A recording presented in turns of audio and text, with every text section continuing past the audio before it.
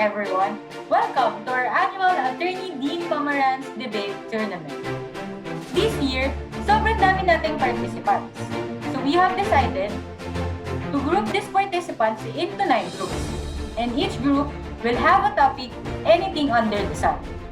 Each debater will have a minute or two to state their arguments. So without further ado, let's start this tournament.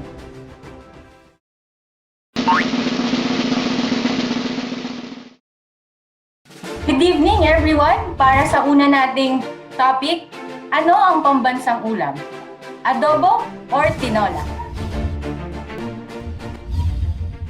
Para sa akin, ang adobo ang dapat kilalaning pambansang ulam. Bukod sa kilala ito sa buong mundo, ito ang niluluto ng aking lola sa tuwing kami ay bumibisita sa kanila. Kaya naman, nung pumanaw na siya, yun ang in-order ko parati sa tuwing death anniversary. Kaya, ito ang dapat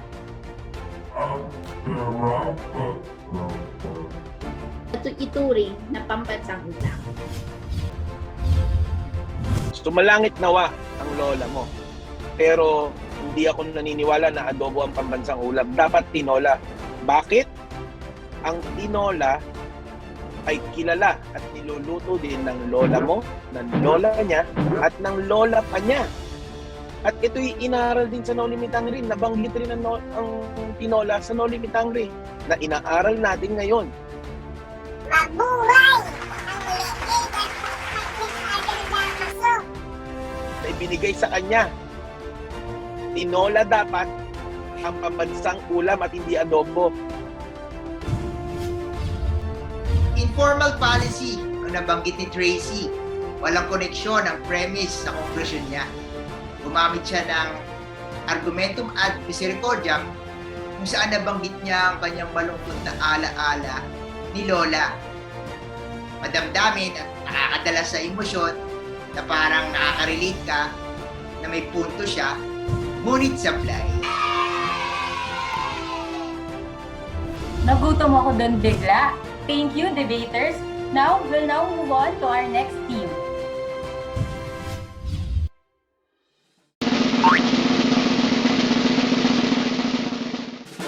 Para sa ating next topic, debaters, are you ready?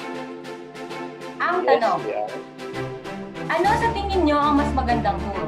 Kristyanismo or Islam? Para sa akin, Kristyanismo, ito ang tamang turo. Ito ang tamang daan para sa ikaliligtas nating lahat. Ano daw? Talaga ba? Bakit ang sama ng ugali mo? Kapag may chismis, nangunguna ka. Kapag may sabong, present ka. Kapag singilan ng utang, nawawala ka. Anong nangyari sa'yo? Argumentum ad hominem, ito ay ang pag-atake hindi sa argumento ng iyong kalaban, kundi sa kanyang personal na karakter. Ito ay ang pagpapakita na hindi naman naaayon ng kanyang pahayag na argumento o paniniwala sa kanyang personal na buhay. Argumentum ad hominem. Thank you, debaters. Ngayon naman, pupunta na tayo sa next team.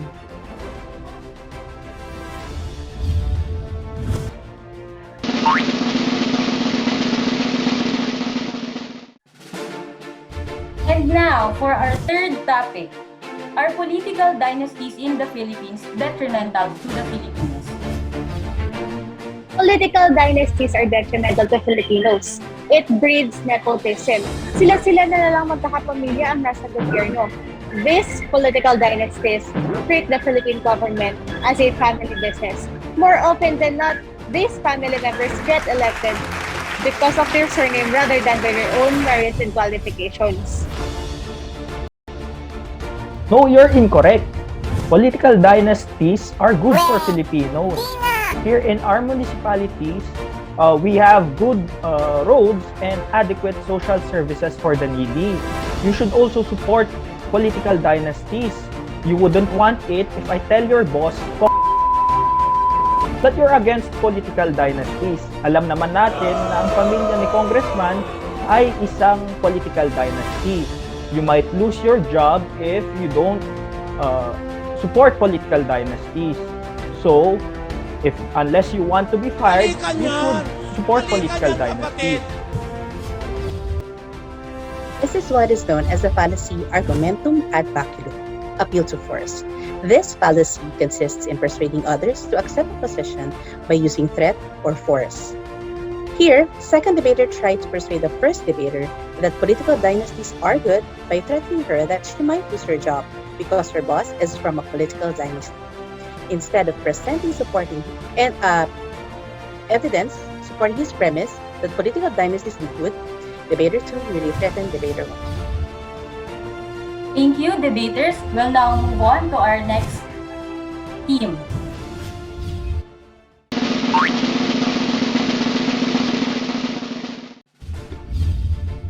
Okay, ngayon naman para sa ating ika-apat na topic, sino ang pinakakarapat dapat na maging Pangulo ng Pilipinas ngayong darating na halalan? Okay, regarding that topic, ang tingin ko ang dapat na sagot dyan si BBM. Si Manny Pacquiao pala. Manny Pacquiao. Bakit si Manny Pacquiao? Kasi siya ang pinakasikat sa mga candidates for president. Siya ay 8-time division champion ng boxing. Tapos, celebrity pa siya. May pelikula siya at may mga kanta na pinasikat. So, siya technically yung pinakasikat. So, dapat siya yung manalo. Ay, hindi ako sang-ayon dyan. Dapat si BBM. Yung tatay niyan, dati ng Pangulo eh. Malamang sa malamang, magaling din niyang magnakaw. Ay, sorry, di pala, magaling mamuno. Kasi syempre, namamana yung galing sa pamumuno ng bansa. Kaya BBM tayo. BBM. Maraming salamat po sa inyong mga sagot. Paniguradong marami sa ating mga manonood ang nakaka-relate sa inyong opinyon. Pero, alam niyo ba mga manonood na parehong hindi sound ang logic ng kanilang mga opinyon? Ginamit ng Team Pacquiao ang uri ng fallacy na appeal to popularity. Ang appeal to popularity, also known as bandwagon, assumes that the conclusion is true because people in general believe it to be true. This fallacy attempts to win acceptance of an assertion by appealing to a large group of people with the use of emotive language. Ang BBM naman ay gumamit ng appeal to tradition o yung nakagawian na. This pertains to persuading others of a certain belief by appealing to their reverence or respect for some tradition. The argument is either right or wrong depending on the norms. It is considered a fallacy because what may be acceptable in the past may not be acceptable today and vice versa. Kaya, bago po tayo makiayon sa opinion ng iba, suriin po natin maigi at alamin kung saan ba ang logic ng kanilang sinasabi. Mukhang ready nang bumoto yung ating mga debaters. Maraming salamat sa inyo. Now, mag-move na tayo sa next topic.